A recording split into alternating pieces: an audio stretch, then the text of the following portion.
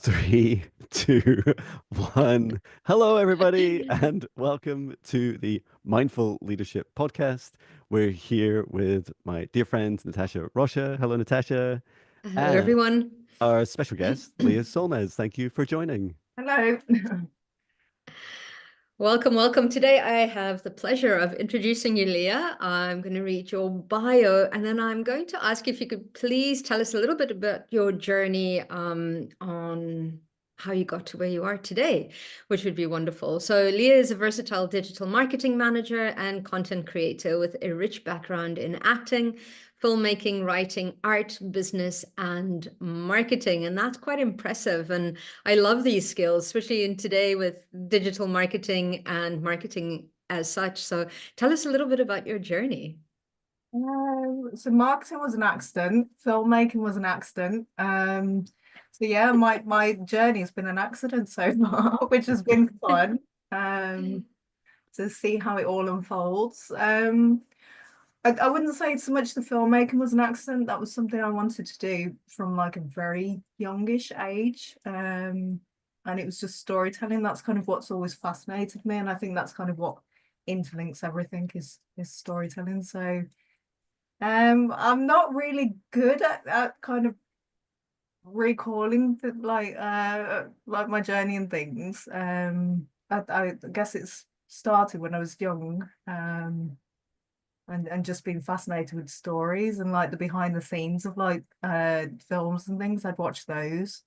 Um and yeah, I had a meeting with someone like a few months back, and he's out in somewhere in America, I think, but he said like filmmaking is one big marketing plug basically. And now coming out of it, I can kind of see how it is all tailored around everything is marketing basically. That's my conclusion with it all. So yeah, I don't know what kind of drew me into marketing from filmmaking acting. I kind of lost the spark for filmmaking. That was 2021, I think.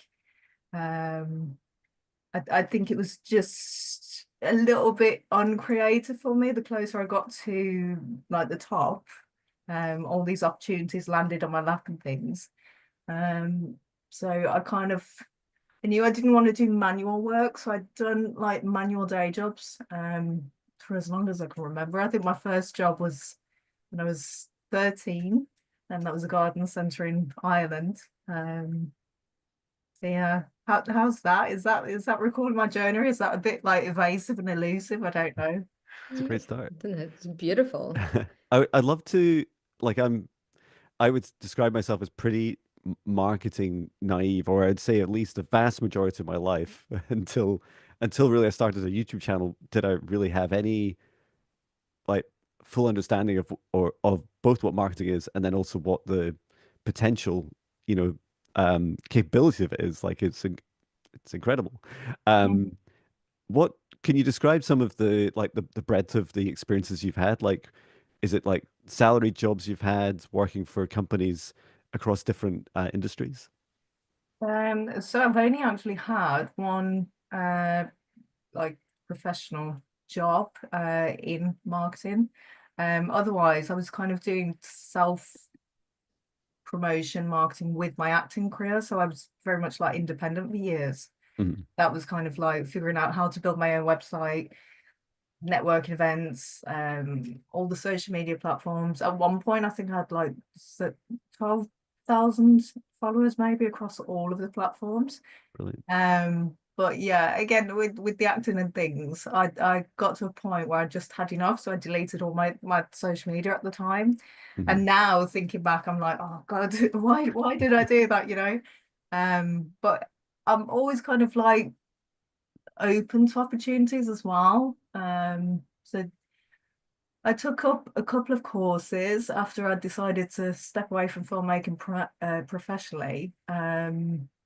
And I remember being in my one of my last-ish jobs, and just asking people. I said, "Are there any opportunities?" Basically in marketing, not really fully understanding how many different fields of marketing there are. So I kind of niched down a bit, figured out I wanted to do more digital. Don't know if that's because like I'm actually quite shy, and I don't think people realize that. I think they think, oh, acting, filmmaking, she must be really confident. A lot of the time I don't know what I'm saying, so that's always fun, listening back and things. But no, the last job I had, I was head of marketing for a fulfillment company. So I knew I was good at it because I was kind of given the opportunity to step up about 6, 7 months in, from a marketing assistant to head of marketing. So, and that was both digital, traditional, like organising events, partner affiliation, management, and then a little bit of sales in there as well. So I know I'm good at it. Sometimes I need to kind of remind myself just what I do and things. So when I did my marketing degree, I did it well before digital marketing. So I was like, who cares what I'm up to every day? Like, why do, like, it's my life's not that interesting. Like, why do people want to know? And I've soon come around, and I think maybe it's a generational thing. Maybe I'm showing my age in that, but I've started to realize how important it is because it does start to create community. Mhm. And I remember the first time I started doing a whole bunch of videos, like talking about being shy and stuff. I'd want to get it absolutely perfect. And then I got to a stage where I was like, sod it. And people were like, you know what? I'm glad that you made that little mistake because it shows that you're actually human. Mm. And it was so interesting that was like, it encouraged me to just keep going. And so I find the digital marketing space quite interesting. And I was wondering if you could talk to the mental health of people and how it supports that, because I mean, I have my personal Instagram page and my business one, and one of my friends was saying to me, you know what, you look like you've got your crap together, Natasha, and I was like, you know what, it's not, it's called marketing. Mm. That is my marketing face, and this is what, there's this wave of what we're wanting to do, and I'm just following that wave. And I said to her, no, it's, we all have our ups and downs, but that's just marketing. How do you, like, what advice would you give to people and companies with regards to their online digital kind of like like creating community around that? And how can we, so there's a double question. So how do we approach this in a way that's kind of like holistic and mindful? And then Mm. how do we deal with that within ourselves Mhm. as we're moving through that? Because it's so easy to get onto that. How many clicks, how many likes, how many followers, and it's quite stressful. Mhm. I think you don't know until you try, kind of thing. So I know there's a lot of creative people, friends of mine, they're not fantastic with it. They're very shy to the point they just don't put anything out. Mm-hmm. So I kind of recommend people to just start, because you don't start perfect. Even in my last job, like some of the earlier content that we were putting out was really unpolished. There wasn't really much of a message. It was very try hard, copy other people. It's like, I think it's all about finding your own voice, and then getting comfortable with that. So I am shy, like when people talk to me, but I think that's when I'm talking about myself. So when it's like a topic like marketing and things, um, it's kind of figuring out what you want to tell people, what you think you can share with people, like value wise.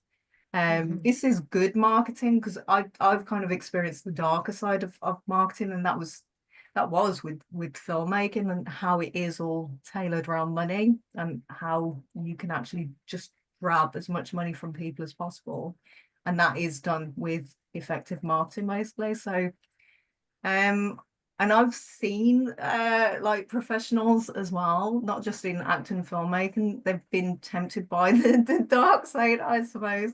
To the point they lose their own voice, and it does become like this copycat, darker energy, I suppose. But yeah, in terms of that, I think if you know you want to kind of help people, um just try and stick to that and don't be swayed by the money aspect. I think the money aspect is what taints marketing basically. And you see that on social media. It's just become so it's become completely like beside the point of what it was initially set up, which was like to connect with people, to talk about topics of like interest and everything else. So yeah, I think if you can try and build up a resolve not to be tempted by like being a sellout basically, and hopefully these things follow. I don't actually know. So I had an opportunity where I was offered quite a lot of money. I didn't really know what the agenda was at the time, but I knew somewhere deep down it didn't align with me. So that's why I stepped away from the darker side. I call it darketing. So it's the likes of the big the I big like that. sugar fueled cereal companies, and they know the product's not good for people, but they pump it out and they use as many tactics as possible. So bright colors, influence the kids because the kids will nag the parents, and get them hooked because it's sugar. So yeah, I mean, the top companies, they do have the budgets to kind of do that, but I think if we are going into like the more woo-woo side of things anyway, I think people are kind of waking up to it. I don't think people are as easily swayed by some of the tactics and things. So Yeah. um I love that. I love like earlier you were talking about stories, and I for a long time, like I started my YouTube channel 2017. Well, actually, just after YouTube started, but properly started adding stuff that I thought people might want to watch after 2017. It was just music, and I remember thinking just no one's interested in John. Like, like no one's interested in my life. Like why would they care that I had two coffees by 10 a.m.? You know, it's like why is that important? And I since I left my corporate job, and since I decided to leave my corporate job, a salaried job after 26 years, and going through that transition, I thought or transformation, I was like, oh, I think I want to share this at least with a future version of me because I'm really interested in the future. I want to know like the moments I cried, the moments I was terrified, the moments I was like walking my dog and I'm like, but how am I gonna survive? And I remember like the third day after I'd left my job, the video is something like send food, day three, send food, you know. And it was those feelings of like, what have I just done? mhm. And then yesterday, I was, and this is just so simple. I just have like my phone on a little this is no product placement. Um all phones are available and are equal. But I had it on my dashboard, and it was so driving along this camp, the phone's like shaking around. I had my little wireless mic that I call Kevin, and some people ask what that is, which I think is really funny. So that's strapped to me. And so I'm just driving along for 20 minutes going to a wellness center where I'm doing my services for the day. And I was singing about the fact that the place is called Naked Revive, which is really funny because no one gets naked. Well, not that I've seen. And I was just singing along, and then so the comments I got on that video were like, "John, you like, look at you, you're singing to work. When was the last time you sang to work?" I'm like, "Oh yeah, it didn't feel like work at all. Like I never used to sing on the way to work." And I found that shocking. It's like, where did all my joy go, John? Poor John, for so many years, that never smiled or had any joy. Um, and then they were saying to me, it's you're just you, like you're just being you, and you're telling us what you're doing, and that's fascinating. And I think just to be polite, like on the video title, I just say driving video. You're like John driving somewhere. Like if they don't care about my driving content, which is me Mm. like a lot for depending on the length of the journey, sometimes up to about an hour and a half. But I love just sharing my story, and I think that big life change for me made me a lot more comfortable and feeling like, well, there's value in other people experiencing that, because maybe it would inspire them to at least see someone being scared and being brave and doing it anyway. Um, Mhm. what had what advice do you have, Leah, about and what experiences have you had about being able to? Because I love your videos, like and you for the video that I recorded just before this.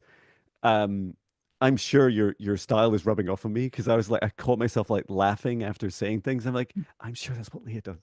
So anyway, it's a rabbit hole. But anyway, I was just interested in what your experiences are of sharing stories and how people, what suggestions you'd have for people to connect in with their own stories or the stories of what they're trying to market. Mm.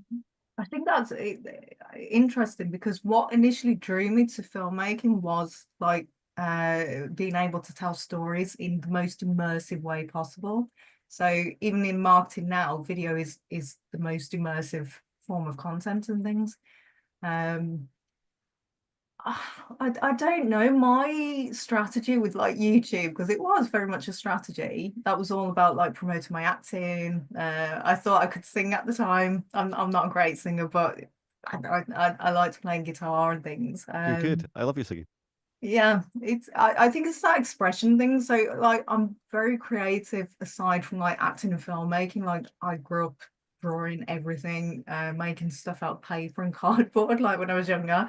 And I'm sure I made the first like smartphone before people made them. That's That so was my cool. my claim to fame out of cardboard.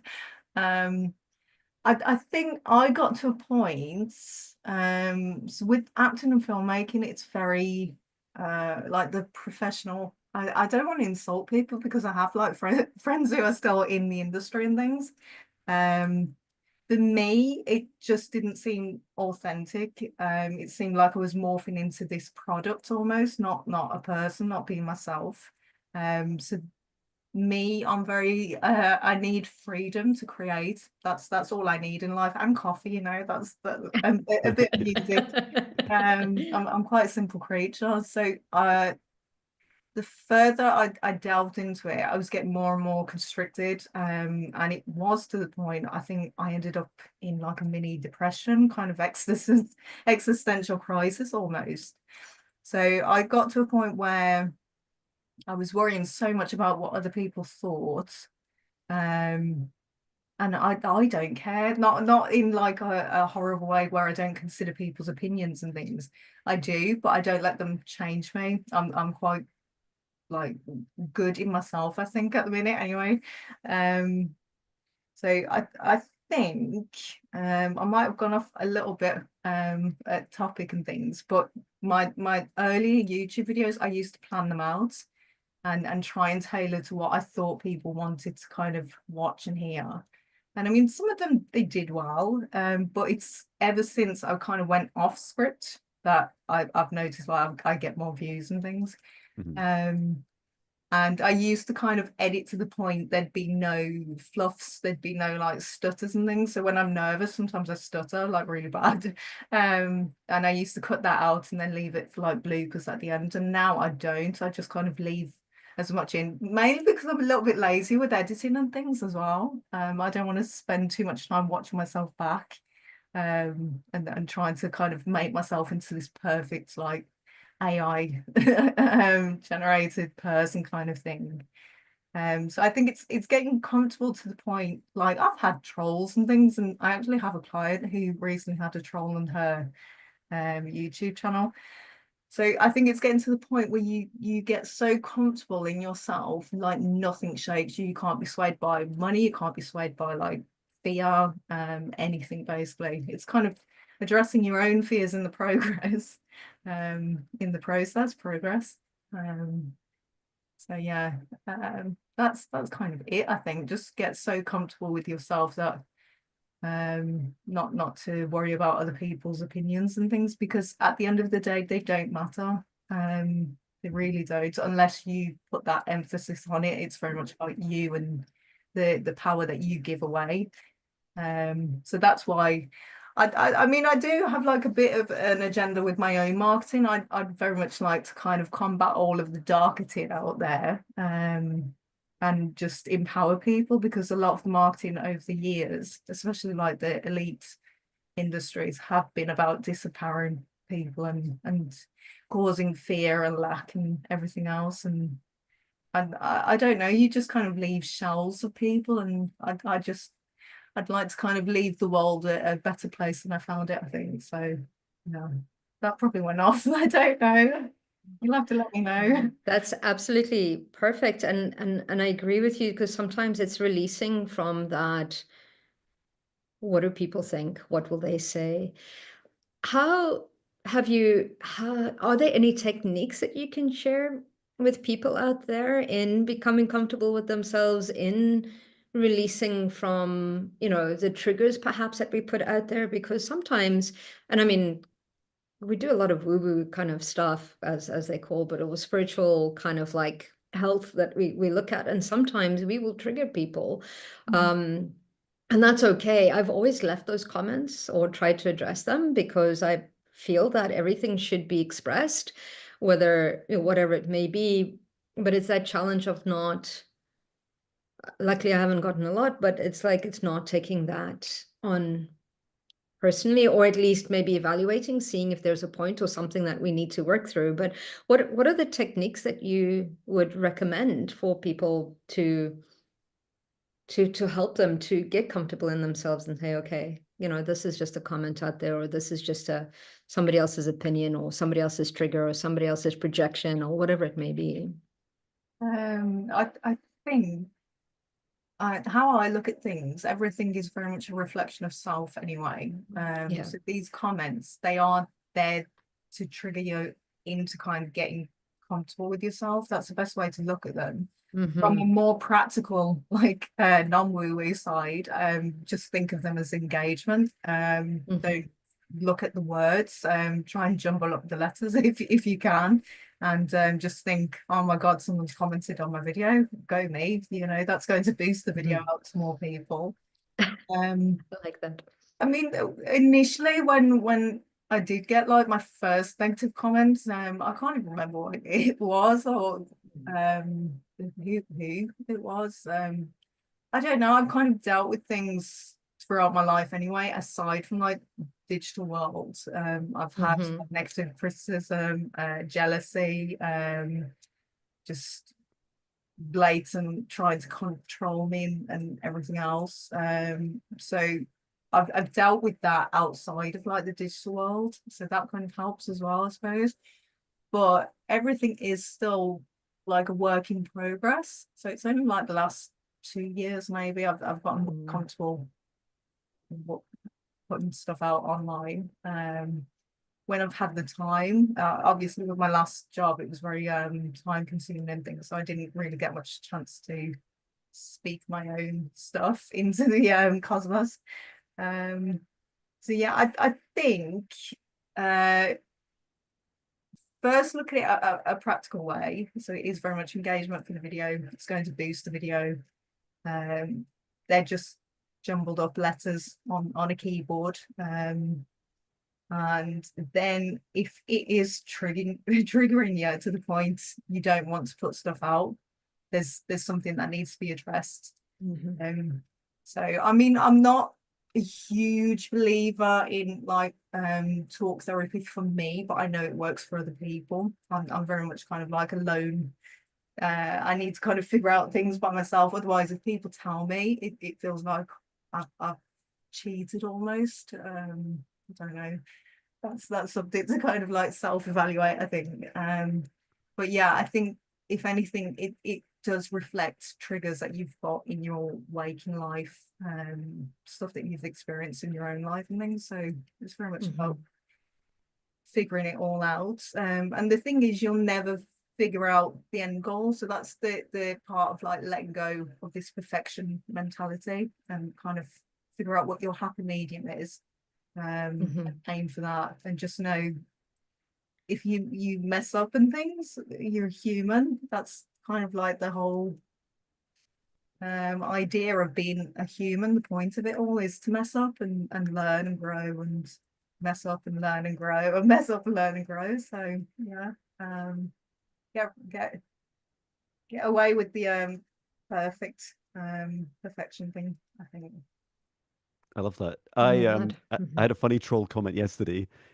This is on one of my, I do a 1 minute "Hi, it's John" video. If you're ever wondering why I speak so quietly, it's because it's about 6 a.m. and I'm stood outside our house in the garden. I don't want to wake my son who's above. And the troll comment was, this guy is creepy looking through your window vibes. And I was like, ah, and I thought it's really funny. And I know that they're also like trying to avoid an AI bot like catching their sentiment and banning it or Mm. hiding it. And I like my approach to it is I just uh, block people. And I it's funny, I looked at my block list on YouTube since it's been going for years. It's huge. And it's just like, well, that's my approach to creating a safe space. And I love Mm. your idea, like you're almost like scrambling the energy of it, Leah. You're just like, Mm. a bad press is good I press. usually reflect that back. So not in a really horrible way, but Mm, like if someone comes out with something, so I had to do a video for like my last job. And someone was like, "Oh, this sounds like my old English teacher," and moaned and things. I was like, "Well, at least you paid attention, you know." It's kind of yeah, getting to the point you don't take it on. You can kind of just automatically reflect it. yeah. I'd have said to Yeah. that person, "Yeah, I'm outside your window" or something, you know. Yeah, that's right. Yeah, I love that. Yeah. Yeah, How did you creep them know? out. That's That's what right. they Yeah. want. That's what they put Um, out. So and I was Mm. gonna say the biggest shift I've seen in marketing, and I'm a total newbie, although I guess I'm marketing every day with lots of videos that I create, somewhat addicted to it, is that the energy of what we create is like all baked in, right? It's all, and so when I'm sat on my phone, and I must admit, thank you advertisers for making doom scrolling so hard now, because I'll be like scrolling down and be like, now I follow a lot of singers and songwriters and stuff, and so they'll be like, there'll be some guy saying, "Hi, stop writing songs." And I'm like, no, like just keep going. Or if I can be bothered, I'm like, okay, I'm not interested in this. Stop recommending me this stuff. The energy of, or should I say the almost like the darketing or like the unconscious um or people that are behaving like they're kind of unconscious when they're creating, like their bosses told them you've got to like sell this thing, and they're like, oh, okay, I'll be like really excited with completely dead eyes. And I'm like, you must buy this product, and all you feel like is when you're digesting it both visually and energetically, you're like, I've never met a human like that. And I think if I Mm. did, I'm not sure I'd talk to them. And I'm definitely not going to listen to this one trying to sell to me like this.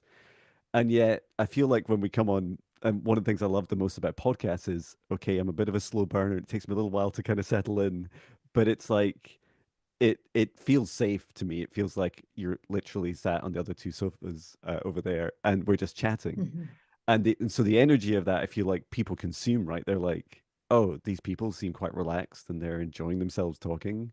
At least I hope you guys are. And if not, you're doing a great job at pretending. um, and I was interested in your experiences, like because it's so deeply connected with storytelling and also connecting with people. Is like the energy, like if you have any experiences or advice for the energy of what people create and how that goes into the marketing content. Mm. oh. I think it goes into self-awareness, and being aware of kind of the the result that you're trying to achieve with it, I think. So when I'm kind of creating stories, I mean, a lot of people don't know half the things I create now because I just that's my personal like expression and things. So I think it's um, see, I don't like people creating for the sake of putting things out. I think creation for me was very much like my therapy growing up and things, art and writing and things. So and I think that's kind of what's wrong with the world. They've taken all of the creativity thing and tainted it with like putting a price tag on it. And for me, that baffles me. It's like, what do you mean? That kind of like helped me at that time. I don't really care how much it's worth and things. It very much is kind of like not getting too sucked into the industrial beast of it all. Like trying to get your riches from creating something. But that is how powerful like the industry is itself, through the art of like marketing, saying this is how you achieve your dreams if you create something and put a price tag on it. So I think it's getting comfortable with yourself and just knowing that if you're sharing something with someone, you don't have to put like a physical price tag on things. I think the minute you do that, you devalue what you've created anyway. So yeah, I don't know if that answered your question. I'm so sorry. Yeah, no, I think it's Absolutely. a big help. Yeah, because there's power in words, and there's Mm. vibrational frequencies that we work with. And I totally agree with that. In that, like both you and John was saying, kind of like that authenticity in really believing in the product or service or aligning it with your values as you put it out there. And if you really are excited about the product that is, or the service that you're offering, that absolutely emanates. And I think that's so important to, like you say, align it with what's in a, with your values, with your morals, with like your energy. Because and I do believe that everything we put out there will have its energy, which will attract that type of person. Which, going back to making those fluff ups, it's awesome because I think those that are deterred by it, it's fine. And those that aren't, those are your people. Those are your tribe, your friends, it's your energy. And kind of like how John was saying, like a lot of the times before Instagram's a little bit hard, but on Facebook, before I add somebody onto my feed, I have a look at their profile. I have a look at what energy they're putting out there, what information, what are their posts, and before I decide whether I add them into my container that is there. And I think we forget about that, whether it's in business or in or in life, because we create that space around us and we're constantly attracting towards us. So I think I agree with you. It's again, it's being that self-awareness, and as a body, as a business as well, into what is it that I'm putting out there? Are we just running after what everybody else is doing? As more people are becoming more conscious and aware of this and the marketing beast, I like it that you're kind of like the darketing side of things. I don't know if that's brilliant. I don't know if you've coined that, but if you have, it's the first time I've heard that. It's Yeah, sign brilliant. me up. Yeah, sign me up. I love it. How, in an ideal world, what Mm. would you say this digital marketing could look like? Like, what do you see the industry changing as more people become aware and start? Like the other day, I saw this channel and I thought it was brilliant. This lady only puts out positive news to combat any other news that is going on, any other news channel. I'm like, yep, I'm following you. She's like, this is the good stuff that happened in the world today. And I'm like, yep, sign me up. I'm on. I want to create that environment. I want to create that timeline. I want to create that. So how do you see more people doing that? I mean, your content's like that as well. Um, See, I think with marketing, it works on like absolute. So it's either to the point where it's very dark and it's like you become this product, not so much a person selling something, you become the product. Um, and then the other absolute is like the utopian, like everyone sharing and connecting, which was like the dream behind social media, I think. And I mean that's like digital. In terms of like face to face, I don't know. I mean, I have my ideals. I'd like people not to kind of fall for like the fear of things. I think that's very much why marketing, and just everything else, like how the whole global structure is. It's all tailored around fear. If you don't make enough money, then you won't have a home, you won't have food, and it's playing into that fear of without going too morbid, that kind of expiration date on everyone. That's what the darketing plays to, is that fear and lack. And what it ultimately means is, like, if you don't buy this, then you're going to expire, basically. Um, I must yeah, admit, I never picked up on that. It's like I have an expiry date. It's terrible yeah. news. People that don't really follow anything that's kind of alternative to the mainstream society, the norm, whatever the norm is. It is, that's what fascinated me with marketing, kind of seeing the actual power behind it. So yeah, filmmaking is kind of an avenue of that, but behind that there's something else. There's this agent of it, I suppose, which is the marketing itself. How do you kind of like tailor what you're selling? So even like filmmaking, it is all one big like advert, basically. I think, is it Wicked out now? I've already seen like dolls out and like other merchandise and things. And I mean, the films only hit cinemas, so you can see that most films now, they're not about story, it's about like the products they can sell with it, the franchise kind of thing behind it.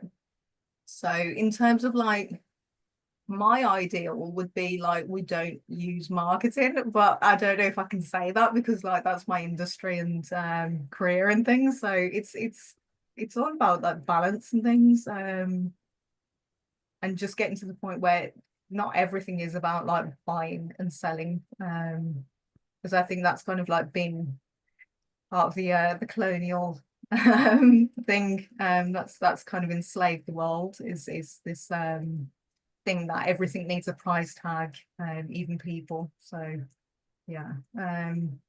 So in terms of that, my ideal is people just create and just share, and there's no talk of like money and things like that. It's just kind of like sharing. And if you get inspired, fantastic. That's kind of like the I think that's more valuable than like any monetary thing, is inspiring someone to either keep on keeping on, or just kind of create and do it themselves, kind of thing. Empower people. That's kind of like the goal Yeah. behind my thing, anyway, hopefully. I love that. I wanted to I love that. leave a message to the future version of John, which is this was the moment Leah gave you the idea of writing Jon Binnie the movie. And I'm like, no, don't do it, John, don't do it. I But know some people. Do My it, do that's right, yeah. But who would play me? it. I know. yourself, that'd be quite So, so unusual Inception. for me. Um, and I really love that this acknowledgement, like you draw us to the dark side, right? The darketing, which in many respects helps us understand, what we don't want, and what when we discover, and you've touched on it a few times, like the different kind of nefarious these intentions behind it, which are not obvious, right? Um, are are helpful to see that part of like the human psyche, the human condition, because then we can say, okay, here's like everyone gets to choose, right? Like if you want those the sugared cereal, or if you want to enjoy product placement for 2.5 hours in a movie, or you want to build, share yourself and just share for the sake of sharing because you enjoy it, and you enjoy creating, and then you get the chance of connecting with others who enjoy consuming it, and you can create communities, online and in person. I and I'm reflecting a bit back on some of those comments I said about this fictitious person who was telling you to stop writing songs, was like, hey John, that would be a bit too personal. Um, Personalized advertising with AI. John, stop writing songs. But that I have got no problem with people saying like things that I don't like to hear. Mhm. It's just when the energy is disconnected, when their intention is hidden, and that side of darketing is like the expiry date was like a new thing for me because like I'm 47 and getting started, and it's like I think I passed that expiry date and I've now got a new one, which is sometime after I die. And yeah, I love like this idea that we can bring our energy closer and closer to what it is we create, so that the two feel, when people consume what you're creating, it just feels aligned. There's no kind of left, like Natasha, you were saying, like this kind of, Mm-hmm. I'm just going to do some homework and check out the person I allow into my safe space, into my Mm-hmm. social media, is like, is going to be a good fit. And I was fascinated, Leah, in some of the work you've been doing. Like, have you seen examples of where the energy is like disconnected, especially in the darketing side, and the efforts they've made to try and bridge that, to make it less obvious or to hide the intentions? Um, hmm. I don't know. It's my thing is creativity is that alchemy element that people have, because I mean we go back to like when we're children and we're making like mud pies and things like that. It's that imagination, creativity aspect. So everyone has that regardless. It's not something that is like this divinely bestowed gift upon people. Yeah. So I'd very much like Yeah. people to kind of remember that creativity aspect, because that's where power lies, and that's where you can kind of like take a negative. So a lot of people with like heartbreak, they go and write like love songs, and then they become hits and they've inspired other people. The likes of Dolly Parton, I love Dolly. Like I Will Always Love You. That was heartbreak over like a falling out with her manager, I think, at the time. And in the same day, she wrote Jolene. So two heartbreak songs, and they've gone on to inspire people. People get up and dance them. I think it's kind of remembering that whatever is thrown at us, we can either take it, absorb it, become it, or take it and make it into something else. In terms of like targeting, they've done they the ones that kind of know exactly what they're doing, they have played on that aspect and turned it completely on its head, Mm-hmm.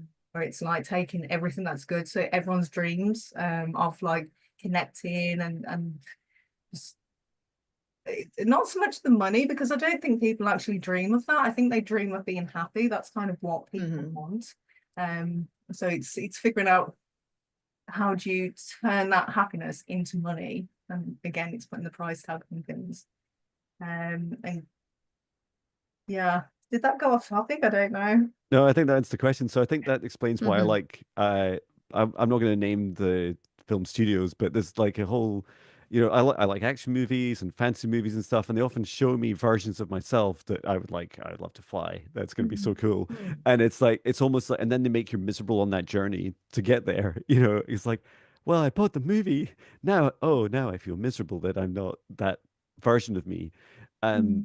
but yeah, the opposite is also true, that it's often our misery that creates, like, my misery of Mm-hmm. indecisiveness and fear about leaving a corporate job made this new version of me, not the other way around. And it wasn't those action movies, unfortunately, but I still watch them sometimes. So I think thank with you. the films, even because I'm like a big comic book like lover, I love the old Spider-Man cartoons and things. Hmm. The beauty of the comics were like the fact these were ordinary people and they were thrown into like extraordinary like events and things. Hmm. Whereas the films now, they make it as though these people were born like supernatural almost, Yeah, that's true. and it becomes this unachievable goal.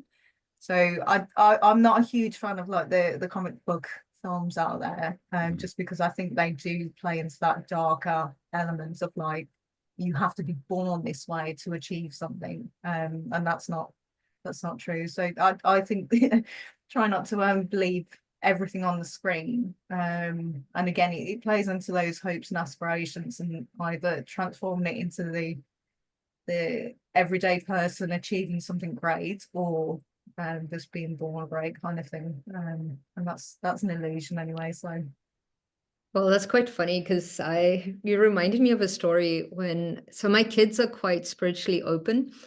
And I remember I have two daughters, and there was a stage where they were young enough where they would bath together, and we'd be sitting there, and one would go, "Mom, this person really scares me." And I'm like, "Why do they scare you?" And she's like, "Because all around them is this energy. It's either red or it's really, really dark.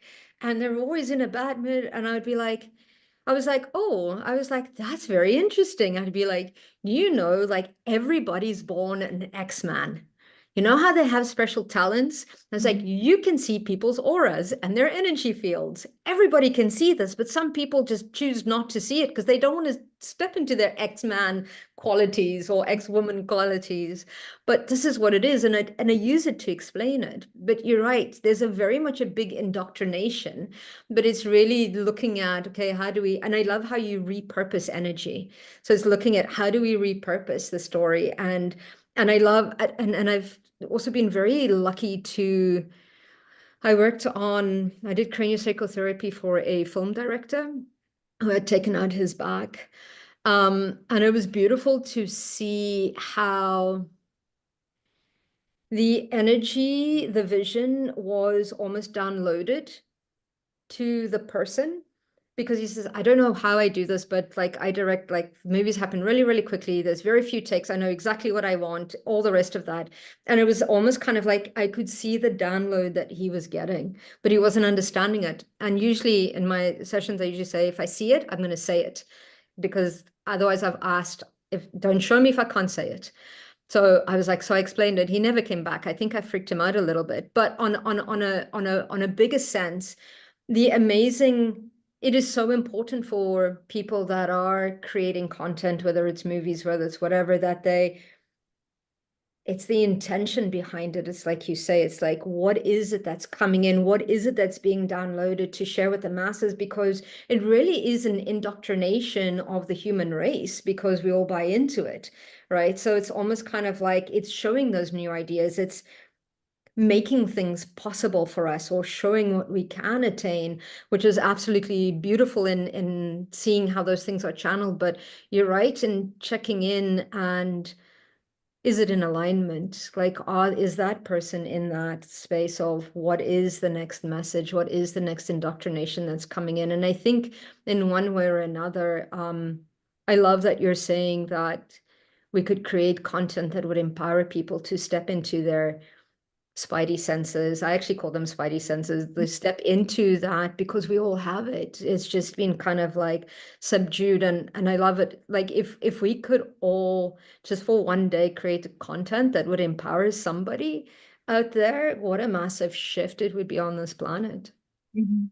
I think it's more understanding that light and dark, they are just what they are. Ah, And absolutely. the dark is there to kind of drive us to not just walk in the light, but also to kind of like experience light and experience the dark. Absolutely. Because I don't think one can exist without the other. So it's nice having this like utopian, bohemian, like Hmm. frolicking wonder world kind of thing, as this like dream. But that's because the reality around you isn't aligning with that. But I think, Hmm. yeah, it is very much, it's not about that, because that's not other people's intention with it. But I think for people that resonate with that aspect, that this whole reality at the minute is very much tailored around like subduing people, um Hmm. and keeping people under control, because that is basically what it is. So yeah, I think if people can recognize the dark isn't something to be feared, it's something that you can kind Yeah. of use to propel you to do things. I mean, that's basically the whole principle of life is experiencing the dark, and then using that to kind of propel you to like this Yep. destination of light, or whatever else. But I think if you can get to that point where you're not scared of like these things, because it is energy. I do believe like the dark energy latches onto people, but that's only because we're sponges and we're transmitters kind of thing. So it's Hmm. only come to you because you're emanating something that's allowing it to come in, and you might not be empowered yourself to kind of like turn No. and Yeah. is it capacitors or something? I worked at Mapplinge years ago. I think it's either transmitters or capacitors or diodes or something, where it takes like negative and positive. It's like an energy circuit board. So we are very much a component in that. Yeah, I love that. I know. Yeah. I had a client recently, and they're a songwriter like me, and in their one-to-one session, we were talking about their like future and their future plans, and they were like lining up for this, like creating this kind of musical retreat, and we spoke about their creative process, and I feel like, you know, many people have, you know, describe, regardless of the art form that you create through the medium, that there's often people describe, like, you know, receiving art, like it just comes to you, like when you're a kid, like you like the mud pie you were talking about, Leah. It's just like, well, there, you know, well, there was mud and there was me and look what happened.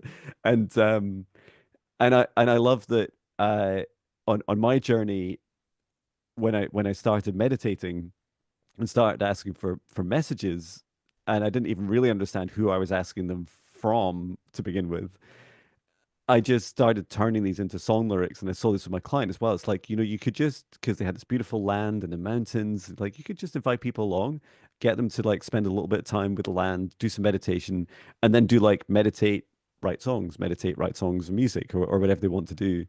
And I felt that it was just really important for them to create this space where they could literally just do, you know, they feel safe, and they can just create freely what they want. And yeah, I feel like that's a big change for our world. Now, I know that, I love what you're touching on, Leah, is that there's elements that are attempting to control the world that don't want that. They don't want you to step into your power, because it's almost like it devolves power to each of us. We all become autonomous, you know, happy, sovereign, unique beings, getting to create whatever we want, do whatever we want all the time, and seeing if other people happen to resonate with it or not, or working with others and collaborating with others. Um, and I was interested in your ideas, and I think you covered some of this in a recent video about connecting communities. Like, how do you Natasha and I have been doing it recently in person. We've been running like a couple of hour sessions doing like readings and clearings for people in a room that we could rent that fitted 12 people, so it was no more than 12. Um, and that was one way of us like connecting with people, and just kind of, I must admit, I was a bit nervous because I was like, I don't know, I feel like I'm going to be, you know, like called a witch again, and you know, which I'm happy, but it's like, don't burn me at the stake or chase me out the village with pitchforks. Um, He that was that like, kind I of need company. Come along yeah, with me, that's like, come on, Natasha. Natasha. That's right. Talk to Natasha first, and but it was really beautiful each time, and very empowering for the people that we, you know, we stepped over that fear and did it. So that was one way we've tried it. Not many. Well, I haven't tried many others. I'm sure you have, Natasha. But it's interesting, Leah, like your ideas about how people can build communities online, in person, or blends of these. I think we're at a point we haven't got a choice. I think the energy, because energy needs to flow freely, because it's been monopolized to this darker mass, or just negative. Mm. I think it's teetering, and I very much believe in like the laws of like the universe and things. It always has to balance itself out. So we're at that point. We're at the mercy of it all. But I think the point of it is to kind of shift people into, um I think, I don't know, it could have well been before COVID, but for me, I'm very much like a 90s baby at heart. So like I'd play my 90s tunes, and I think there's like that empowerment element to them.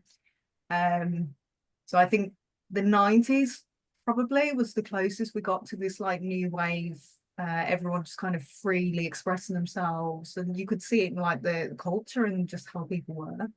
um and then something happened, either the internet, people like damn the internet, but the internet's a great tool for connection. I mean, what we're doing now, that's via the internet. So yeah, I think community is the point that we have to embrace it. We can't shy away from it. You can't really walk in your own lane. I mean, how businesses are, small businesses, it very much relies on community anyway. You're building that community factor, otherwise you won't sustain. It's just how it is. And it's the big corporations that have all the money to spend on adverts and everything else. They don't really care about community. Because they are very much that monopoly energy, I think. Hopefully, like I don't know, I believe like the universe will protect me and things anyway.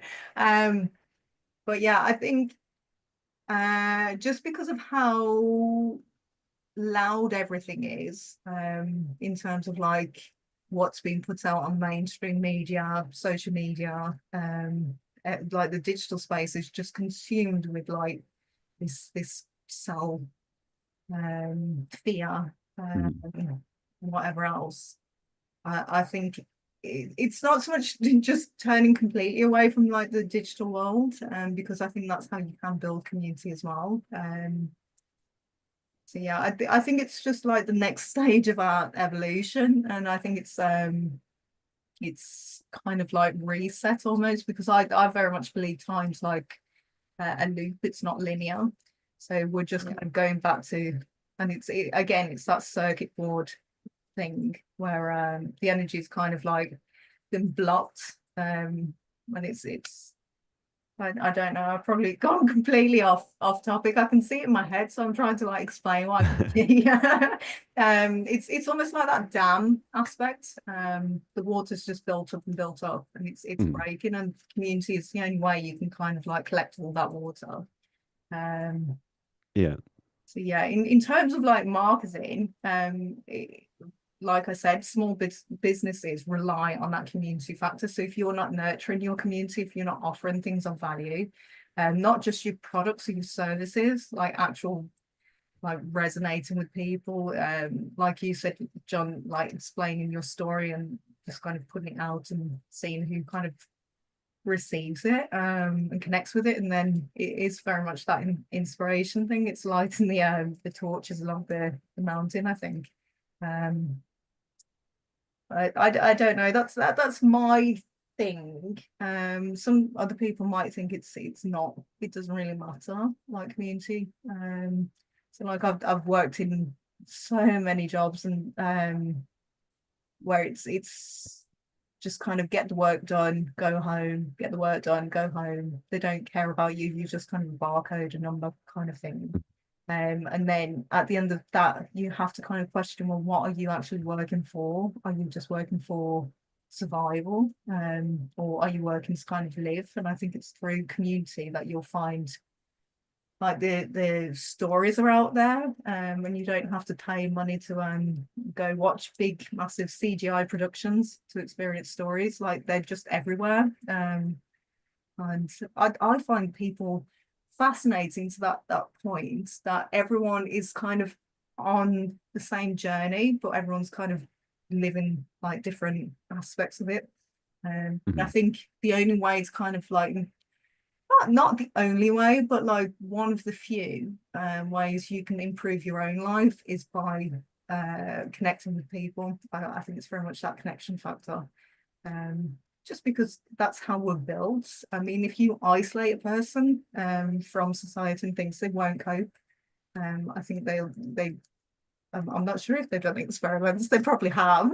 Like that's how dark our world is. Yeah. To try and find this proof of how things work. But yeah, I think connection and community is it's imperative to our not survival in like a big, oh my god, we're all gonna like expire and things if we don't connect, but mentally I think that's definitely the case. I think we saw that with COVID. It was very much, maybe that was the experiment, who knows, that isolation factor, to see how well people cope in isolation, and everyone turned online then.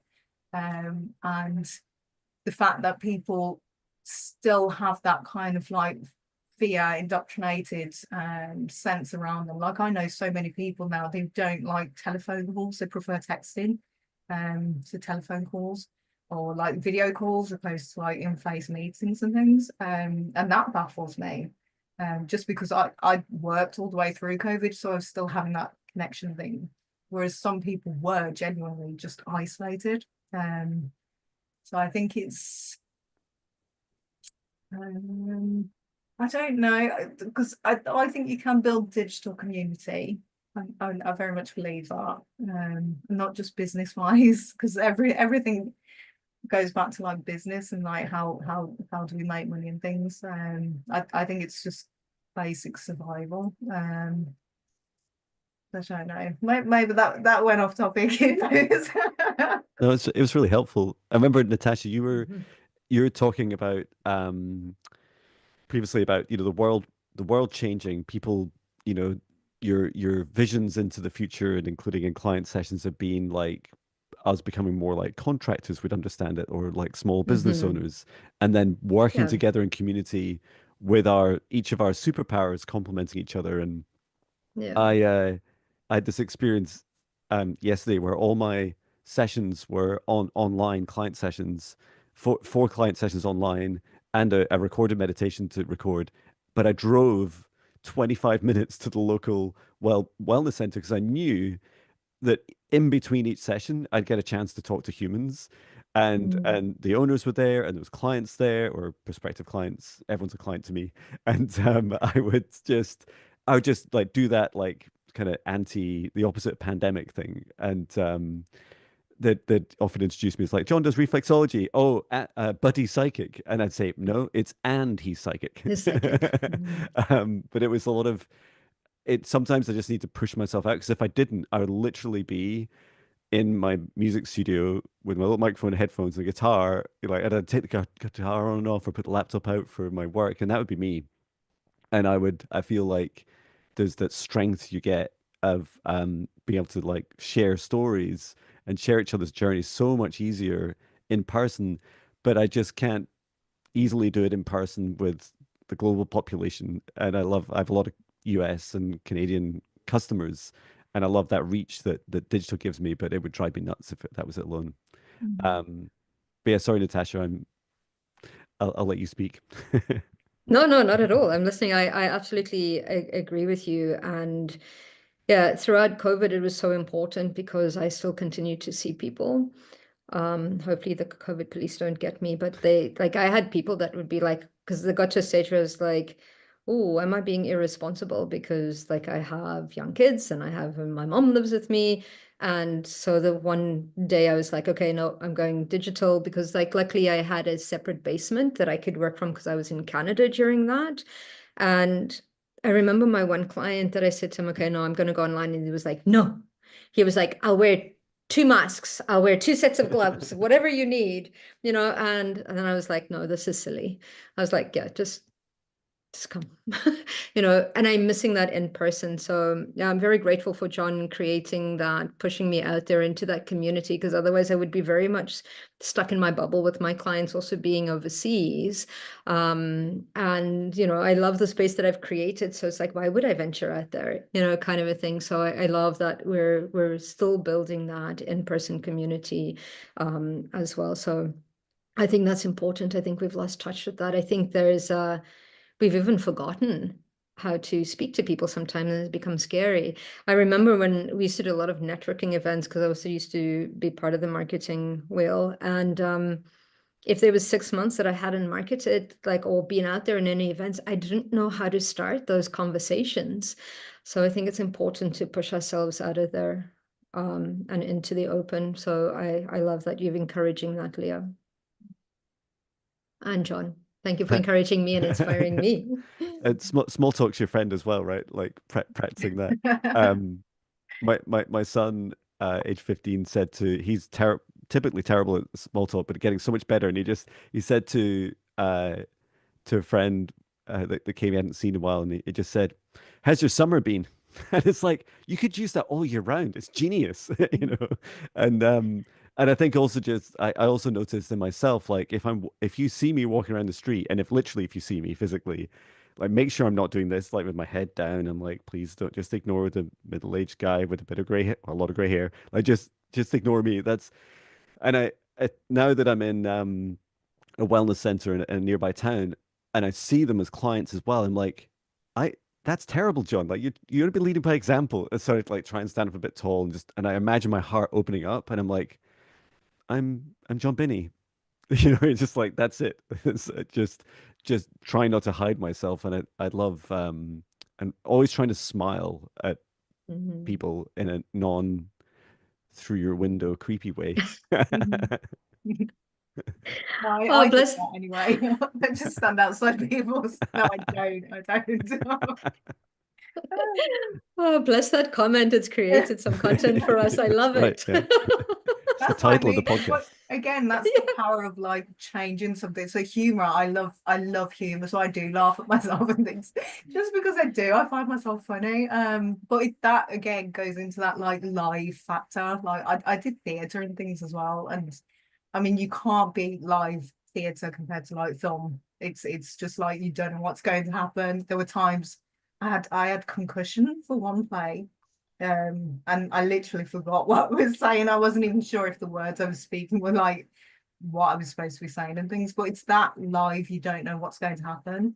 And I think if you try and hide behind the screen, you kind of lose that factor of like, oh my God, you might actually miss out on something that's really funny. Or like I went for a walk one of the nights and I just happened to look up and there was the inter interstellar starling something, all the satellites or something that travel. And I Mhm. mean that if you're always indoors and not kind of getting out and things, it's not just like going out and just interacting with everyone, because I mean I don't like people for the better part of things. Like just I think from that uh everyone needs something kind of thing. It's that like interacting thing, it does wear me out, so I have to kind of limit my time with people when I'm face to face. But it's that thing of just getting out away from like the laptops and everything else and experiencing the world around you. It's not just people, but like the actual elements. Mhm. Like if you can, I know like cities and things, it's yeah, not a lot of people like going out just in the day or night time, just because of pollution or the noise. Because I think we're very sensitive, so it's very much. I don't know. I think I've just rambled and gone off completely off Keep topic. going. Yeah, I Keep love it. going, keep going. Yeah, it's going so well. I'm like my coffee I think is nearly gone as well. So I don't know. I think we're just kind of missing out. The more we spend isolated and on phones and laptops and things, we're missing out on the world around us. And, Yeah. And yeah. you picked up on like the sensitivity is really important, right? Because in Natasha and I's field, like our domain of Mhm. work, like developing your sensitivity is a real gift because Yeah. you can help people with readings and healing so much easier. And yet we don't realize most of the planet doesn't really realize how sensitive we really are and how good that is. Mm. And so we'll often turn up in front of each other almost like projecting onto each other, like, well, like Natasha was saying earlier, like, oh, you must have all your crap together because, look, you've got headphones and a t-shirt that says John Binnie. And I haven't got any plan. I have no idea what I'm doing beyond today. But it just feels so good and so exciting. And that the energy that we project onto each other is often like, well, the other person must, they're talking, they seem to be smiling sometimes, they seem quite confident in what they're saying, they must have it all together. And it's like Mm. where it wears each other out, even though people's intention could be, I wish I just get past the small talk and talk about some things that really matter to me. My last summer was great, but I want to talk about what I'm going through just now. Mm. And I know that in a city it's so amplified as well, right? Everyone's like, yeah, it's like Mhm. just there's so many humans. Um, and I love like just starting. I think there are some simple things we can do, like just smiling at people sometimes, like just be human. Mm. Like there's all these things about humanity that we sometimes just forget that are so simple. Or when someone really needs it, ask them permission and in a non-creepy looking through the window way, just say, "Would you like a hug?" That it's okay to do that. That it's okay for us to help each other. Um, Now I feel like I'm going in a rabbit hole. It's all I good. think that tied it up nicely. I think it is very much that thing everyone, because my thing is I know people feel the energy of things. They might not be able to kind of like interpret it or kind of like say what it is, or they do actually express it, and that's usually when they're angry and frustrated and things, and they don't have that self-awareness. So that's kind of for me where sometimes it gets draining, because you're dealing with people that aren't self-aware. Mhm. And really, are we in the right to try and make people self-aware? I don't know, but that's where I think if you're just doing your own thing, you'll kind of build your community that way. Because like I said, that's what I can kind of see in my head, is like this mountainside and like torches being lit. It's very much that kind of like light the way for other people that might be lost and things, without being like these CD companies where they go out and like collect people and then lock them up in this fear prison kind of thing. So yeah, I mean, I love people. Just I can't really switch that off, even though like as a species I think we're like so destructive and things. So it's very much like that love hate factor. I hate aspects of our species. But yeah, I don't know. I don't know. I I love think my that. caffeine's gone. I think I read somewhere it's like we need to be like lighthouses and shine our odd light out there to attract those that are attracted to it. So just completely be unique, be yourself, and just shine that light of yours that is, it will become a beacon for those that are ready for that. So I think Mhm. that's important. And I love how you've completely said completely to be unique, be yourself and be authentic. I love that. That's like Always. can be, isn't it? Like, I mean, you can try and fit the molds and things, but that's usually when you end up with like especially because I've experienced it now, like the corporate side of things, where you kind of do shift into this it's almost like taking on this character and it's not you. And it does lead you to burnout, because the more you kind of embody it, the more you're kind of like abandoning yourself as well. Mhm. So it will just kind of lead to either depression, burnout, existential crisis, which is funny enough what happened with like the acting. I was kind of, it was becoming something that initially was like, this is amazing. It's connecting so many different creative people. And people have this common goal of like telling a story kind of thing, to this thing of like everyone wants to uh make an award-winning film, win an award,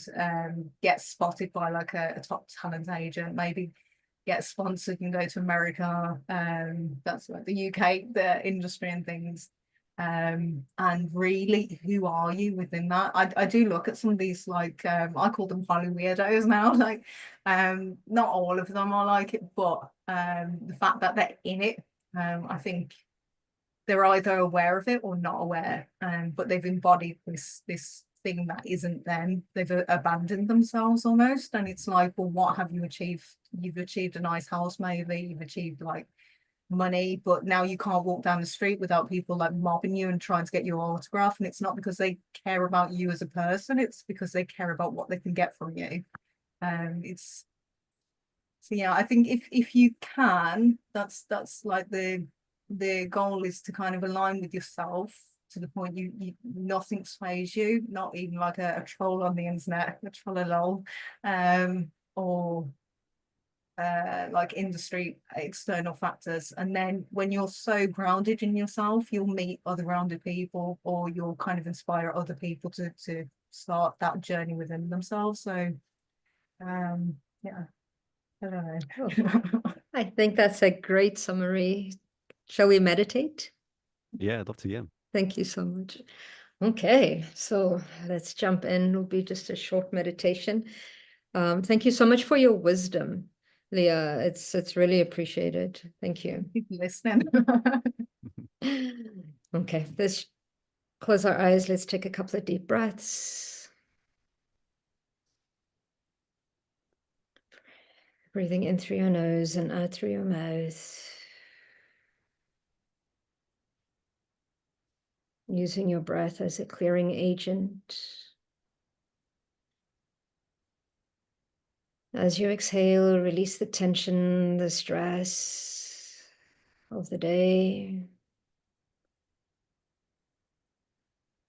or of the tension, the stress that started to build up around the day you're about to face. Just release, let go.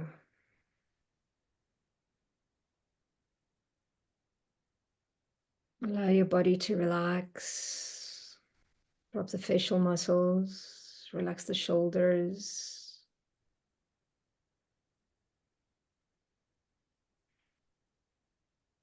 And continue to breathe deeply and completely, opening up the chest.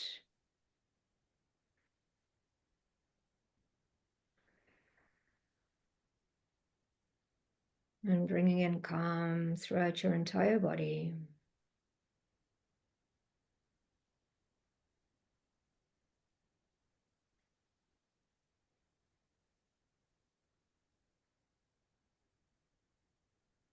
As you continue on this short meditation, allow your breath to continue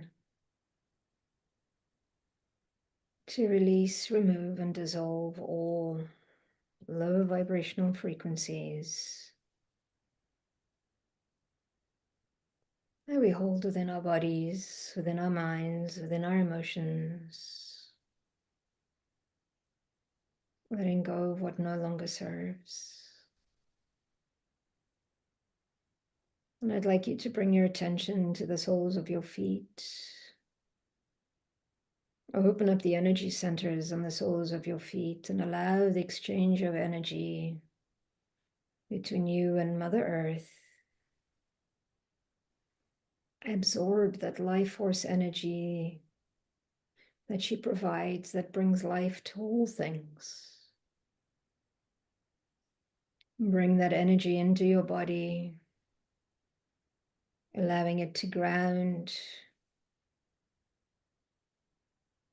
not only into yourself, but into the planet. Allow this energy to nurture, to refresh. Breathe life back into your body as you feel connected to all things. Feel alive once more.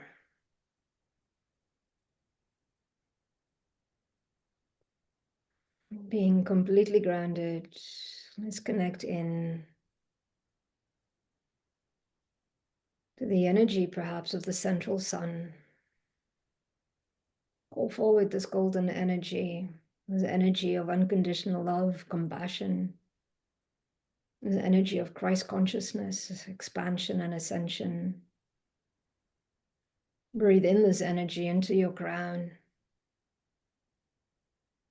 Allow it to open up your connection to your higher self, your I am presence, your guides, your angels, your own Akashic records and creator. And allow this energy to move down into the center of your mind. Allow it to activate your seat of intuition, bringing in clarity, releasing the veils of deception, the veils of manipulation, bringing in clarity and awareness so that we can see beyond what is being presented to us. So we can see the intentions and allow this energy to continue to move down into your throat, clearing your avenues of self-expression so that you can express yourself authentically without fear. And allow this energy to continue to move down into your heart space, activating the unconditional love within. As it continues to move down your spine, activating your energy centers, bringing in the empowerment and the strength to speak your truth and express yourself, the ability to bring into existence that which you envision for yourselves, activating the trust within ourselves that all will be well as we share and expand and we communicate.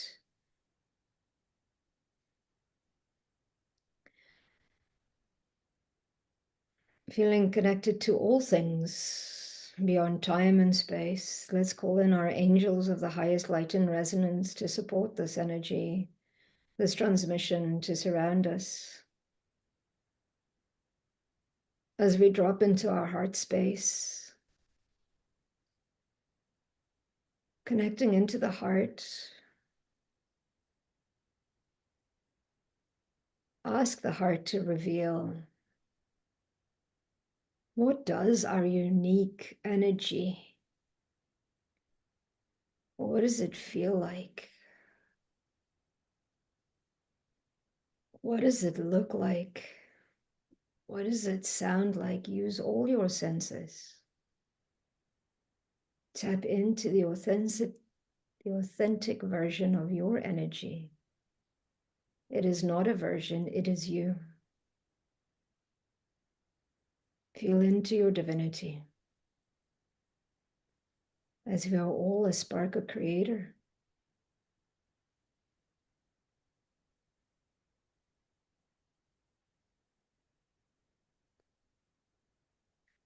And ask yourself once more, by asking the heart, how does it want to express this energy?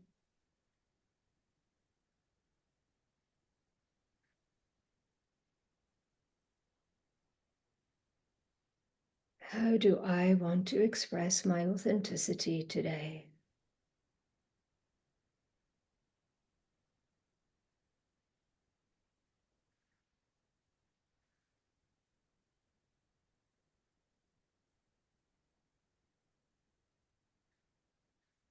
And what is the next step that I could take into expressing this so that I can connect to the people that are in alignment with who I am?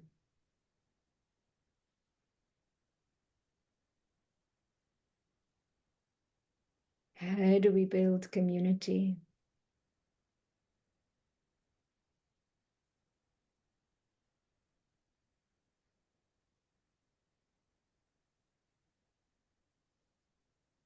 And throughout the day, continue to ask your heart, how would it like to express itself?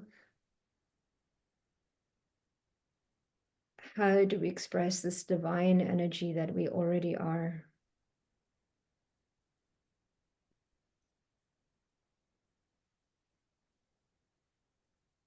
And allow these indications to continue throughout the day, throughout the week. Expressing yourself from the true energy that and divinity that you already are. Without attachment, without attachment to outcome or a result, just purely we're expressing who we are. Give yourself permission to do that. And know that it would be okay.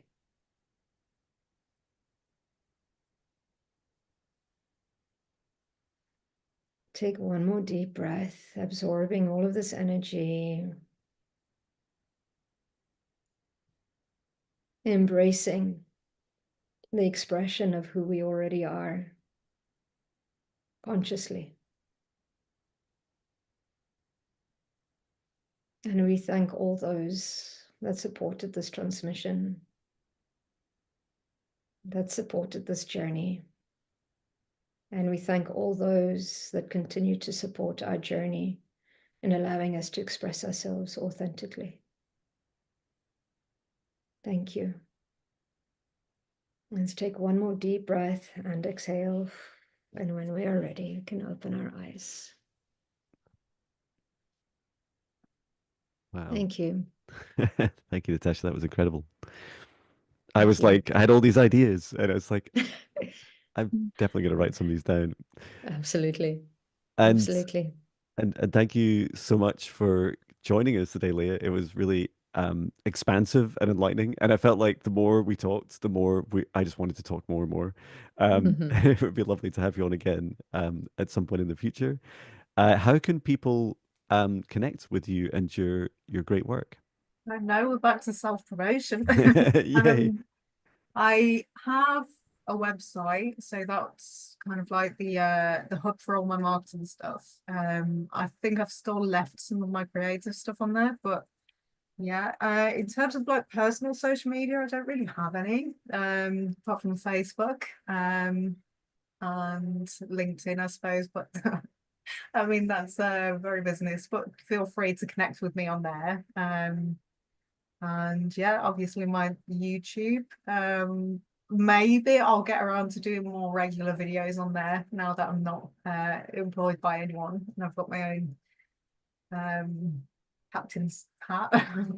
um, but yeah, otherwise, I don't know. I'll drop some links over to you, I think. And Great. Yeah, sounds good. I'll add them Excellent. to the YouTube video and I'll also paste them into our podcasts on mm, Spotify and Apple and Amazon. As you discovered, Natasha, Yes. it's everywhere. So thank you so much for coming along. thank you for And having me. I've thank you really both. enjoyed it. Mm, Yeah, thank you. And we will Thank end you. our recording. Thank you so much, everyone. And we'll see you again Thank in our you. next episode. See you, everyone. Bye, Bye. everyone. Bye.